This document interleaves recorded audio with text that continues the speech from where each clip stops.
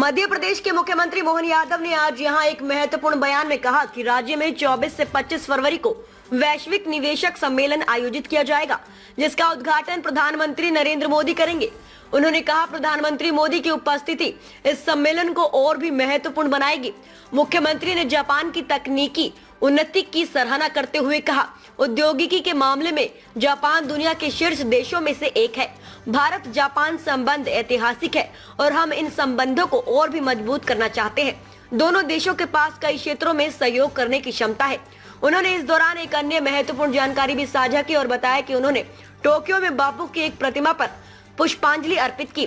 ये प्रतिमा विदेश मंत्री एस जयशंकर द्वारा उद्घाटित की गई थी।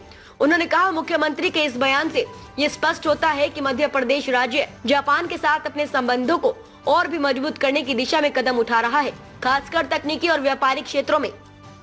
जापान में आज में हमारे बापू पूज्य महात्मा गांधी की समाधि, महात्मा गांधी की प्रतिमा स्थल पर पुष्पांजलि करने आया हूँ। यद्यपि मध्य प्रदेश में 24-25 फरवरी को जो नेशनल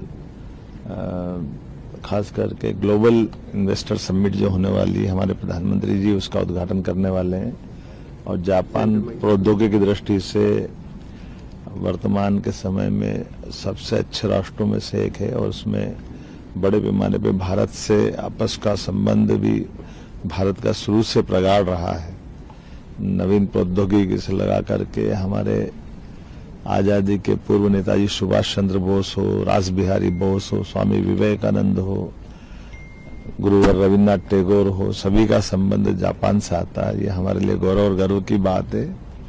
ऐसे में ये संबंध और प्रगाढ़ हो, परस्पर व्यापार व्यवसाय के नए नए रास्ते बने, एक दूसरे के साथ खड़े रहे। और आज के इस दौर में जापान और भारत की अपनी यशस्वी प्रधानमंत्री के सरकार बनाने के बाद तो ये मित्रता और प्रगाढ़ हुई है। कई सारे मोर्चों पे हम सब साथ मिलकर काम कर सकते हैं।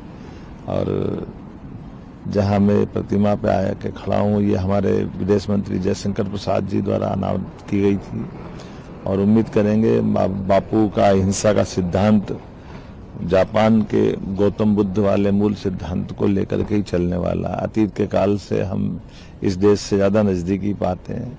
यहाँ हमारे कई परिवार के बाकी लोगों से मिलकर के और आनंद आया और उम्मीद करेंगे परिवार बढ़ता जाए। ये थोड़ी अभी काफी संभावना वाला क्षेत्र है।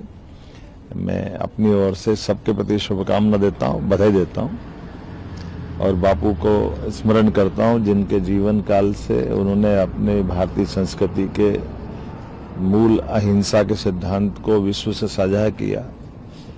सर्वे भवन्तु सुखिनः, सर्वे सन्तु निरामया, सर्वे भद्राणि पश्यन्तु मा कश्चित् दुःख भाग् भवेत्। ये जो हम समूचे विश्व के अंदर विश्व बंधुत्व की भावना को फैलाने के लिए वेद वाक्य से हम प्रेरणा पाए, इसी भावना के आधार पर बापू ने वैष्णव जन तो तेने कहिए का एक भजन सुनाया था, जिस भजन को वो अपनी प्रार्थना का हिस्सा लेके चलते थे। तो मैं आज बापू का स्मरण करते हुए पुनः सबको बधाई देता हूँ।